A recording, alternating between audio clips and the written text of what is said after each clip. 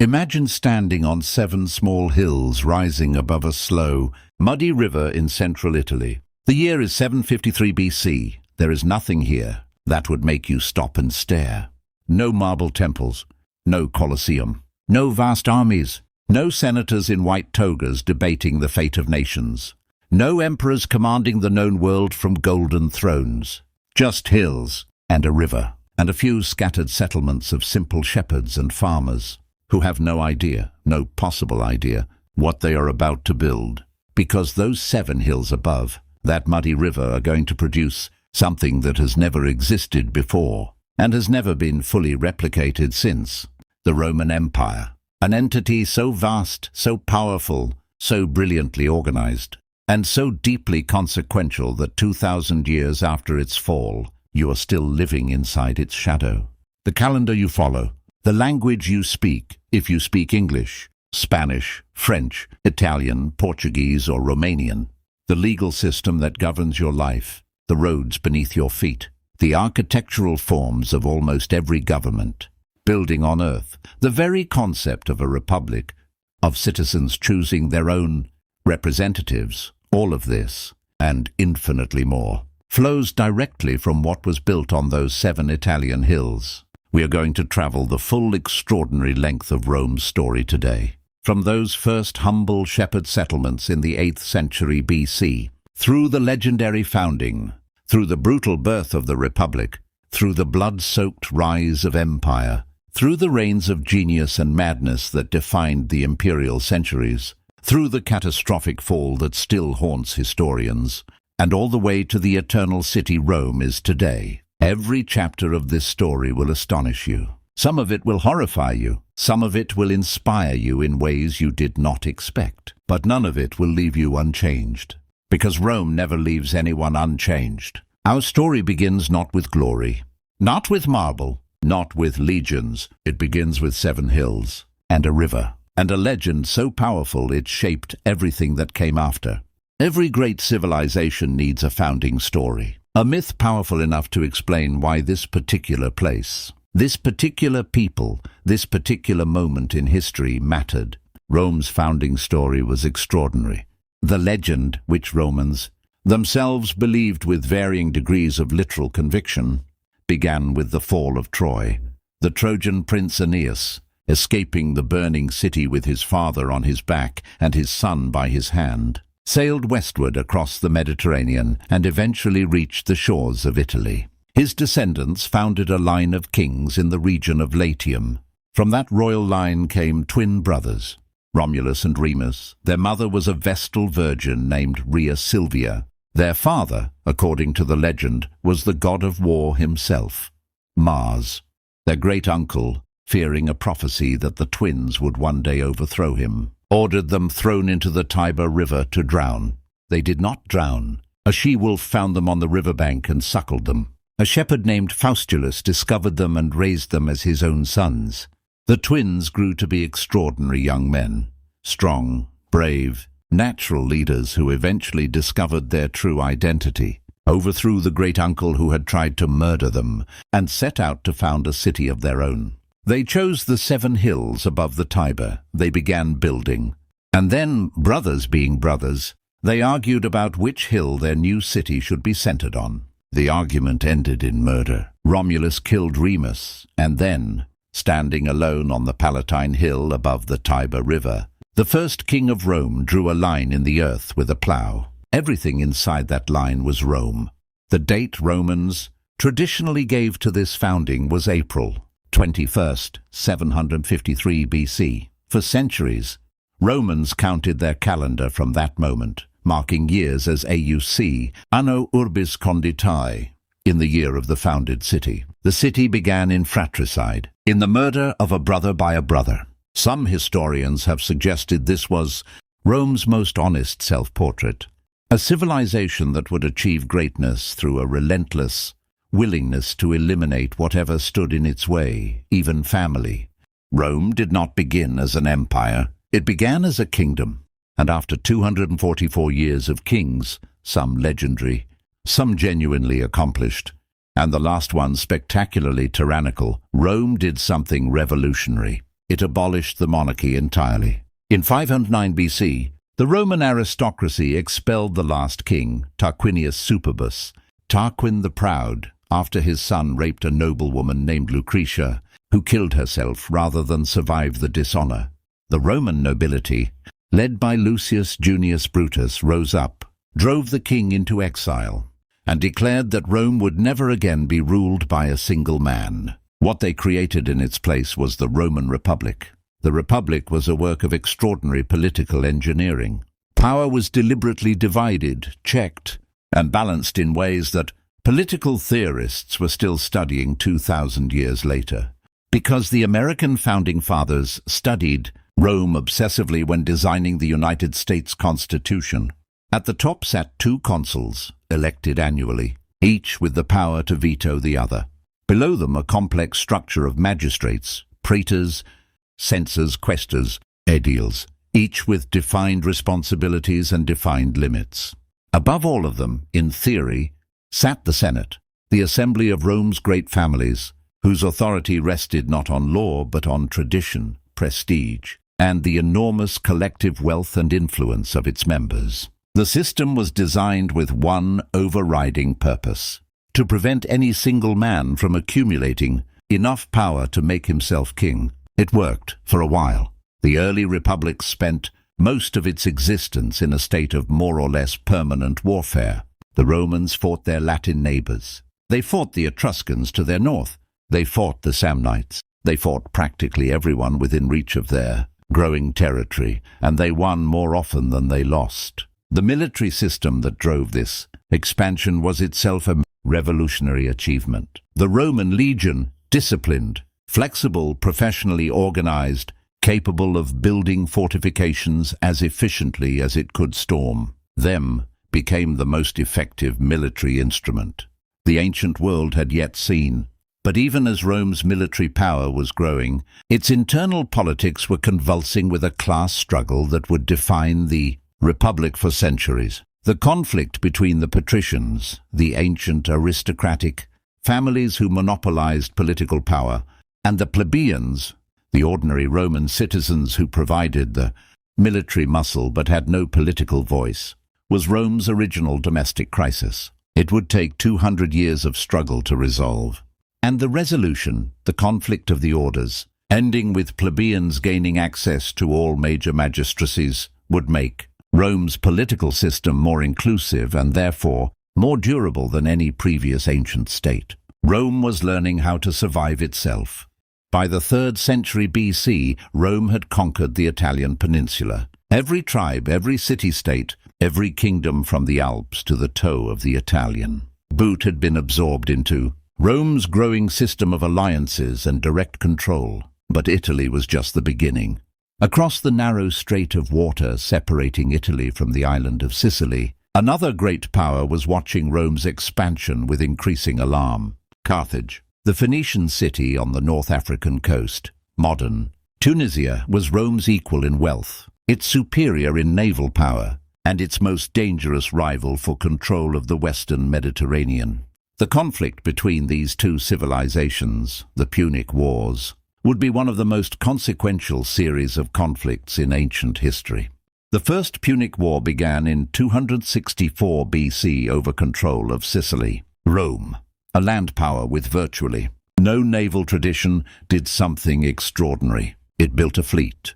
Learning from captured Carthaginian ships, Roman engineers constructed 120 warships in just 60 days and trained crews to row them. The Romans then added a tactical innovation called the corvus, a boarding bridge that turned naval battles into the land battles at which Roman soldiers excelled. Rome won the First Punic War in 241 BC. After 23 years of brutal fighting, Sicily became Rome's first overseas province.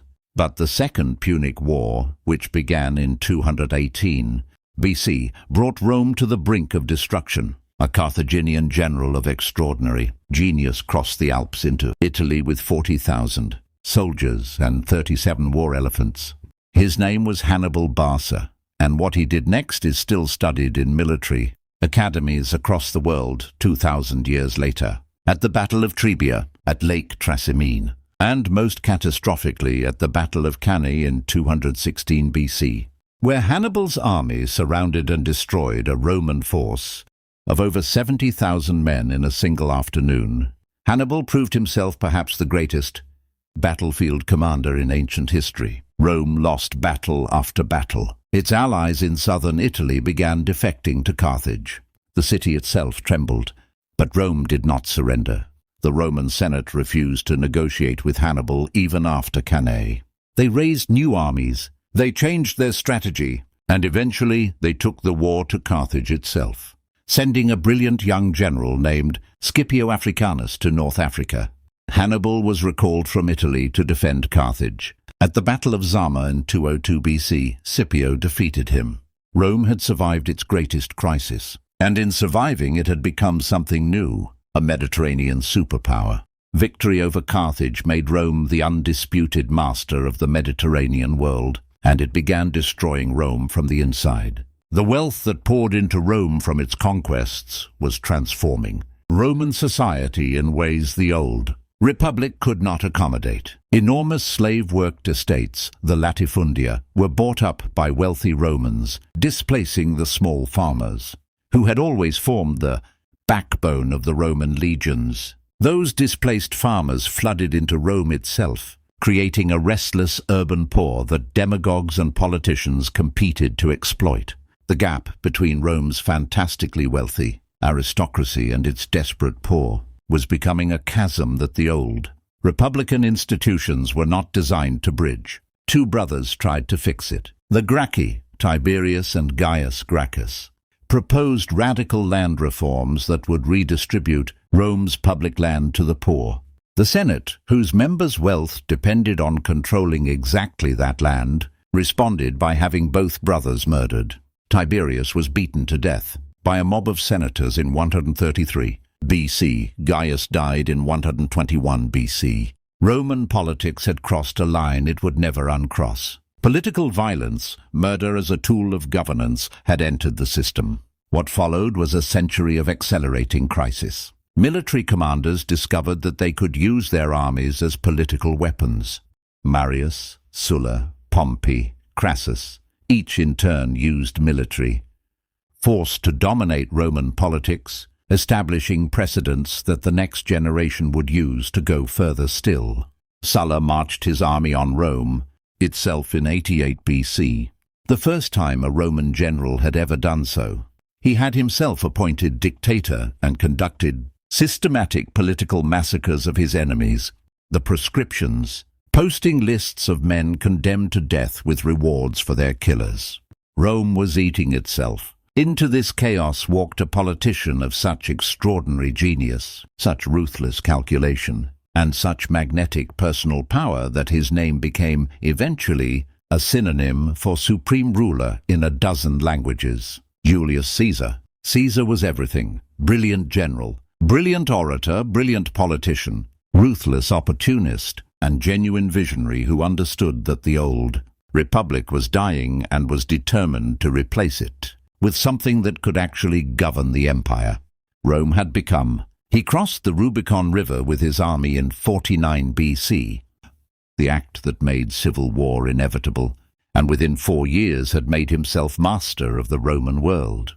He would not live to complete the transformation he had started.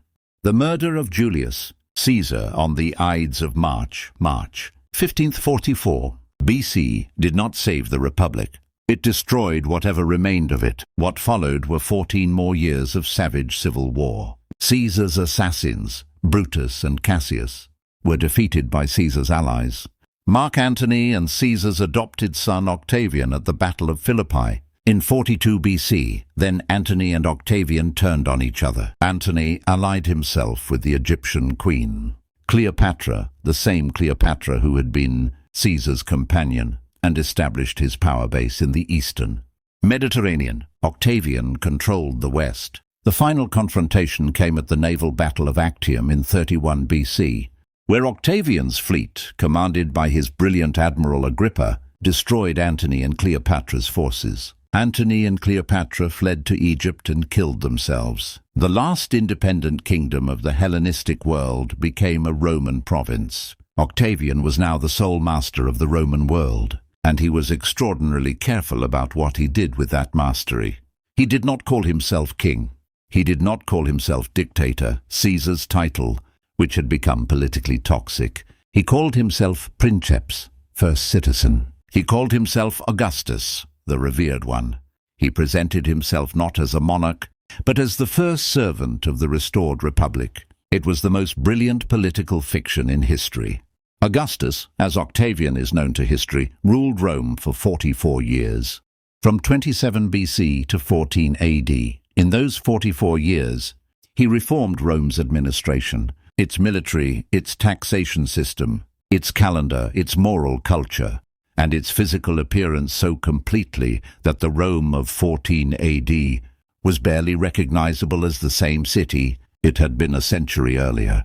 He boasted that he found Rome a city of brick and left it a city of marble. He was not exaggerating. The Forum of Augustus, the Temple of Mars Ultor, the Arapacis, the Altar of Peace, one of the most beautiful works of art the ancient world produced. The Pantheon in its original form, the network of roads connecting every corner of the empire. All of this and vastly more rose under Augustus's patronage. The Pax Romana, the Roman peace, had begun, 2 centuries during which the Mediterranean world would enjoy a degree of stability, prosperity, and connectivity that would not be seen again for over 1,000 years. Augustus died in 14 AD.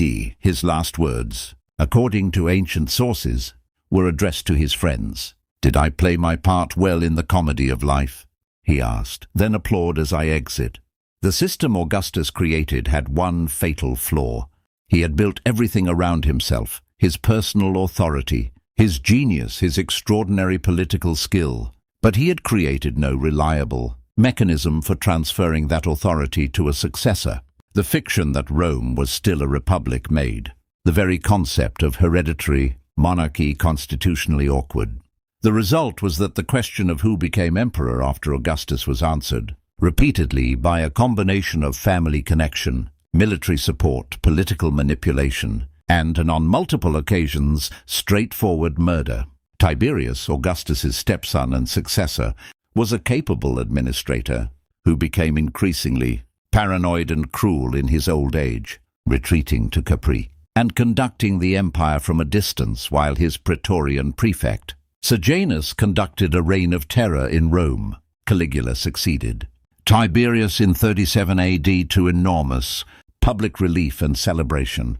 He spent the first few months of his reign being everything Romans had hoped for, generous, accessible, energetic. Then, possibly as the result of a serious illness that affected his mind, he became something else entirely. Ancient sources describe him declaring himself a living god, humiliating senators, appointing his horse as consul, conducting random executions for entertainment, and spending the treasury with catastrophic recklessness. He was assassinated by his own guards in 41 AD after less than 4 years.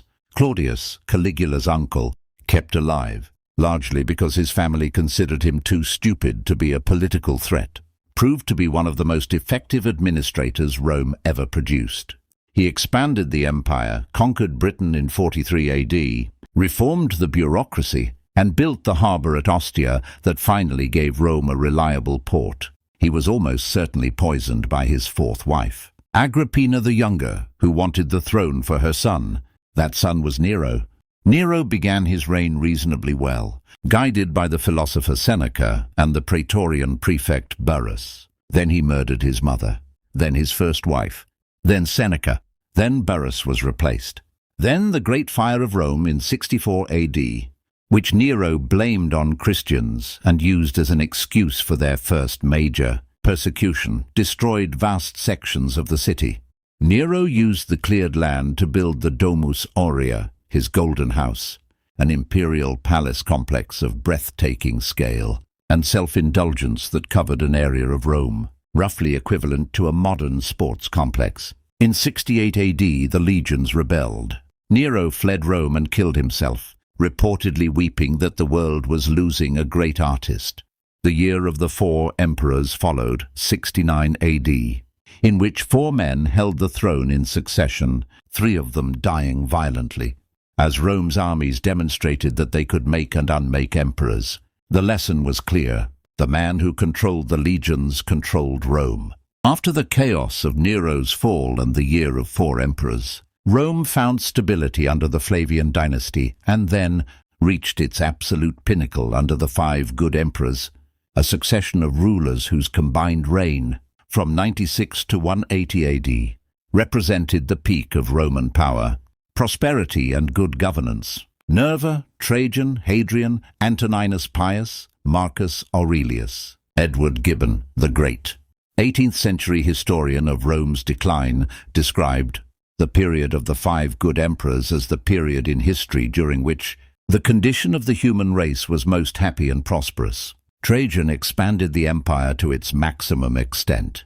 His campaigns against Dacia, modern Romania, brought enormous wealth to Rome. Trajan's column, still standing in Rome today, records those campaigns in a spiral of carved relief running 190 meters long, the greatest work of narrative sculpture the ancient world produced. The Colosseum, the Flavian amphitheater, had been completed in 80 AD under Titus, capable of holding 50,000 to 80,000 spectators. It remains the largest amphitheater ever built. Within its elliptical walls, gladiatorial combat, animal hunts involving exotic creatures from across the empire, naval battles in a flooded arena, and public executions entertained the Roman masses in spectacles of organized violence that are difficult for modern sensibilities to fully comprehend. Hadrian, perhaps the most intellectually sophisticated of all Roman emperors, traveled his empire constantly, personally inspecting every frontier, every province, every major city. He built the Pantheon in its present form, that extraordinary domed temple whose mathematical perfection has influenced architects from the Renaissance to the present day. Its concrete dome remains the largest unreinforced concrete dome in the world. Marcus Aurelius, philosopher-emperor, stoic by conviction, author of the Meditations that are still read and admired today, spent most of his reign fighting defensive wars on the Danube frontier against Germanic peoples who were pressing against Rome's borders with increasing force. He died in 180 AD, and with him the golden age of Rome. His son Commodus, who believed himself to be the reincarnation of Hercules, and participated personally in gladiatorial combat, was the beginning of a long, dismal descent.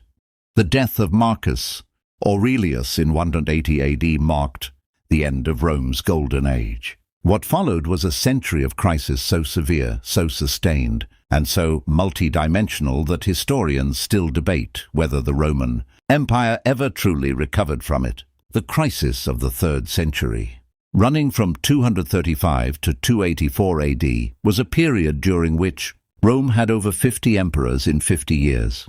Most of them died violently.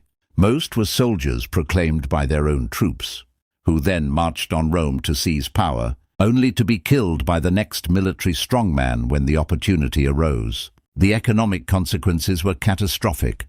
The endless civil wars consumed resources that should have been defending the frontiers. The silver content of Roman coins was debased, reduced from nearly pure silver to a fraction of a percent, causing rampant inflation that devastated fixed incomes and destroyed confidence in the currency. The frontiers were under pressure from all sides simultaneously. Germanic peoples, Goths, Vandals, Alemanni, were pressing the Rhine and Danube, frontiers with a determination and military sophistication they had not shown before. The resurgent Persian Empire under the Sassanid dynasty was pressing the eastern frontier with aggressive energy. In 260 AD, the Emperor Valerian was captured by the Persian Emperor Shapur I, the only Roman emperor ever taken prisoner in battle, and spent his remaining years as a Persian slave, reportedly used as a mounting block by Shapur when he got on his horse. Rome had never been more humiliated. The empire briefly fragmented. A breakaway Gallic empire controlled the western provinces. A remarkable Syrian queen named Zenobia created a Palmyrene empire controlling the eastern provinces. It was Emperor Aurelian, the restorer of the world, as he was officially titled, who reunited the empire between 270 and 275 AD. He defeated Zenobia. He recovered Gaul. He built the Aurelian walls around Rome itself, the first new city walls Rome had needed since the Gallic sack 8 centuries earlier. They still largely stand today. The empire was saved, but it was not the same empire. Rome's period of effortless dominance was over. The frontier pressures, the financial strains, the military demands, all of these would define the remaining 2 centuries of Western Roman history. The question was no longer whether Rome was invincible. The question was how long it could hold. Out of the chaos of the 3rd century crisis, a series of soldier emperors, Diocletian, Constantine, and their successors, fought to hold the empire together. They largely succeeded, but in doing so, they transformed Rome so completely that what emerged from this period was, in fundamental ways, a different civilization from the one that had entered it. The 2 most consequential changes were the adoption of Christianity as the empire's favored religion and the movement of the imperial capital from Rome to a new city on the Bosphorus. Constantine the Great, who emerged as sole emperor of the western half of the empire after his victory at the Battle of Milvian Bridge in 312 AD, attributed that victory to the Christian god. He had ordered his soldiers to paint Christian symbols on their shields before the battle. Whether this was genuine spiritual conviction or brilliant political calculation, or both, is a question historians have debated ever since. What is certain is that Constantine's conversion, or at least his patronage, transformed Christianity from a persecuted minority religion into the officially favored faith of the Roman state. The Edict of Milan in 313 AD granted religious tolerance throughout the empire. Constantine convened the Council of Nicaea in 325 AD, the first council of the Universal Christian Church to establish Orthodox Christian doctrine. He funded an enormous building program of Christian basilicas, including the first St. Peter's Basilica in Rome. And then he did something even more significant. He founded a new capital on the strategic site of the ancient Greek city of Byzantium, controlling the strait between Europe and Asia, commanding trade routes between East and West. Constantine built an entirely new imperial capital. He called it Constantinople, the city of Constantine. Rome, the city on the 7 hills, where it had all begun, was no longer the center of the empire. In 380 AD, Emperor Theodosius declared Christianity the sole legal religion of the Roman Empire. The old gods, Jupiter, Mars, Juno, Minerva, were officially banned.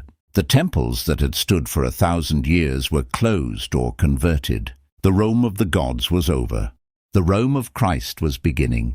On August 24, 410 AD, something happened that the Roman world had believed was simply impossible. The city of Rome was sacked. Alaric, king of the Visigoths, a Germanic people who had been alternately fighting for and against Rome for decades, led his warriors through the gates of the eternal city and allowed them 3 days of looting. The physical damage was perhaps less than contemporaries feared. The psychological damage was incalculable. Saint Jerome, writing in Bethlehem when he heard the news, expressed the universal shock. The city which had taken the whole world was herself taken. But 410 was not the end. It was the beginning of the end of the Western Roman Empire, a process that would take another 66 years and unfold through a series of crises, usurpations, and territorial losses that progressively stripped the Western Empire of its provinces and its resources. Britannia was abandoned in 410. Gaul was increasingly controlled by Germanic federates. Spain was occupied by Visigoths and Vandals. North Africa, the breadbasket of the Western Empire, was taken by the Vandals. In 429–439, under their king Genseric, cutting off the grain supply that fed Rome's population. Into this desperate situation came Attila the Hun. Attila, who called himself the Scourge of God, led the Huns in devastating raids across both eastern and western halves of the empire from the 430s onwards. His invasion of Gaul in 451 was stopped at the Battle of the Catalonian Plains, one of the largest battles of late antiquity by a combined Roman and Visigothic force under the last great Roman general, Aetius. Attila died in 453, possibly from a nosebleed on his wedding night. His empire dissolved almost immediately, but Rome was past saving. On September 4th, 476 AD, a Germanic chieftain named Odoacer deposed the last Western Roman emperor, a boy named Romulus Augustulus, whose name combined the name of Rome's founder and its first emperor in one final, bitter irony. Odoacer sent the imperial regalia to Constantinople, declaring that the Western Empire no longer needed a separate emperor. The Western Roman Empire was over. The city that had ruled the world for 1,000 years was now just one city among many in a fragmented, post-Roman landscape. But Rome, the idea, the inheritance, the Latin culture, the Christian church, the law would survive, in forms its creators could never have imagined. But it would survive. Rome did not disappear after 476 AD, but it shrank to a shadow of what it had been. A city that had housed perhaps 1 million people at its height dwindled to perhaps 20,000 to 30,000, souls scratching a living among the ruins of the greatest civilization the Western world had produced. The aqueducts that had supplied the baths and fountains fell into disrepair. The great buildings were quarried for their marble and stone to build medieval churches and houses. The Forum Romanum, once the beating heart of a world empire, became a cow pasture, known in the Middle Ages as the Campo Vaccino, the cow field. But Rome still had something no other city possessed: the Pope. The Bishop of Rome, successor in Christian tradition to Saint Peter himself, had accumulated spiritual authority that survived the collapse of political power. As Germanic kingdoms divided the old Western Empire among themselves, the papacy became the one institution that transcended political boundaries, the one center of authority that all Western Christians acknowledged. Pope Gregory the Great, who reigned from 590 to 604 AD, effectively governed Rome as a city-state when no other authority was capable of doing so. He organized the city's food supply. He negotiated with the Lombard invaders threatening Rome's walls. He sent missionaries to convert the Germanic peoples, including the mission to England, led by Augustine of Canterbury in 597 AD. Through the Dark Ages, Rome's physical fabric continued to decay. But its spiritual prestige grew with every passing century. Pilgrims came from across Christendom to venerate the tombs of Peter and Paul and the countless Christian martyrs buried beneath Rome's churches. The relationship between the papacy and the political powers of medieval Europe, particularly the Frankish kingdom that eventually became the Holy Roman Empire, was the defining political relationship of the medieval West. When Pope Leo III crowned Charlemagne as Emperor of the Romans on Christmas Day 800 AD in St. Peter's Basilica, he was deliberately invoking the Roman tradition to legitimize a new political order. Rome's name, its authority, its prestige, its symbolic weight outlasted its power by 1,000 years, and that symbolic power would eventually help rebuild the physical city in ways that would astonish the world. In the 15th century, Rome began to remember what it had once been. The return of the papacy from Avignon in France, where it had been based for 70 years in 1377 AD, marked the beginning of Rome's extraordinary Renaissance transformation.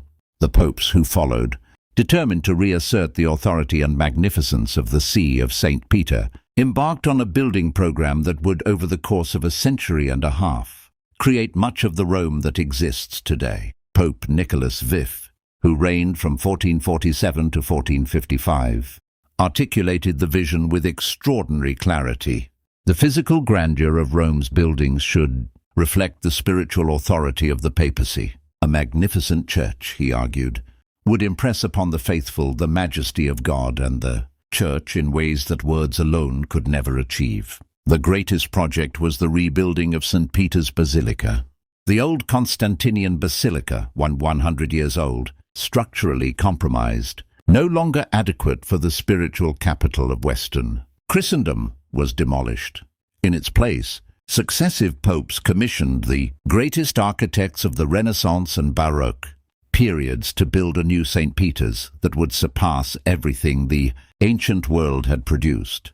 Bramante designed the original central plan. Michelangelo, who took over as chief architect in 1546 at the age of 71 and worked on the project until his death, designed the magnificent dome. Bernini created the colonnaded piazza that embraces visitors today with what he described as the arms of the church reaching out to receive the faithful. The same Renaissance energy that was rebuilding, St. Peter's was transforming. Rome's other spaces, the Sistine Chapel, commissioned by Pope Sixtus IV and painted by Michelangelo for Pope Julius II, gave the world perhaps the most famous ceiling in human history. Raphael was painting the papal apartments in the Vatican. The greatest artists and architects of the age were converging on Rome from across Italy and Europe. But the Renaissance papacy had a dark side. The enormous cost of all this magnificence was partly met by the sale of indulgences, payments to the church in exchange for remission of sins, and it was partly in protest against this practice that a German monk named Martin Luther nailed his 95 Theses to a church door in Wittenberg in 1517. The Protestant Reformation, which would permanently split Western Christianity and eventually cause a century of devastating religious warfare across Europe, was partly a reaction to the spectacular, expensive, magnificent Renaissance Rome that the papacy was building on the Tiber. Even Rome's glory had consequences. The 17th and 18th centuries saw Rome transformed one final time into the city that tourists recognize instantly today. The Baroque era, that explosion of theatrical, emotionally intense artistic and architectural expression that swept Catholic Europe as a direct response to the Protestant Reformation's severity, found its fullest urban expression in Rome. Gian Lorenzo Bernini was to Baroque Rome what Michelangelo had been to Renaissance. Rome, a universal genius whose imprint is everywhere. The baldachin over the high altar of St. Peter's, the enormous bronze canopy, supported by twisted columns, so large it took 9 years to build and consumed. So much bronze that it was stripped from the portico of the Pantheon, the fountain of the Four Rivers in Piazza Navona, the angel-lined bridge of Castel Sant'Angelo, and above all, the magnificent colonnade of St. Peter's Square, those sweeping arms of columns that embrace the faithful. Completed in 1667 after 11 years of construction, Pope Sixtus V, in the late 16th century, had already begun the rational planning of Rome's street system, driving new roads between the major pilgrimage churches, using ancient Egyptian obelisks as focal points at major intersections. His engineer Domenico Fontana had re-erected the Vatican obelisk, 25 meters of solid Egyptian granite that had once stood in Caligula's circus, in St. Peter's Square in 1586. Rome's ancient monuments, the Colosseum, the Pantheon, the ancient forums, were increasingly understood as the heritage of Western civilization itself rather than simply building materials to be quarried. Pope Benedict XIII declared the Colosseum sacred in 1749, ending the practice of using it as a quarry in memory of the Christian martyrs believed to have died there. The Grand Tour, the educational journey through Italy that became obligatory for the wealthy young men of 18th century, Europe and America, made Rome the culmination point of civilized education. To have stood in the Forum, to have touched the marble of the Pantheon, to have seen Michelangelo's ceiling was proof of cultural formation. Rome had become a museum of itself, a city that existed partly as a monument to what it had once been. But it was also still a living city, and it was about to become the capital of a new nation. Stand in the Roman Forum today, right there on the ancient paving stones where Julius Caesar was assassinated, where Augustus received embassies from the known world, where senators debated the fate of nations.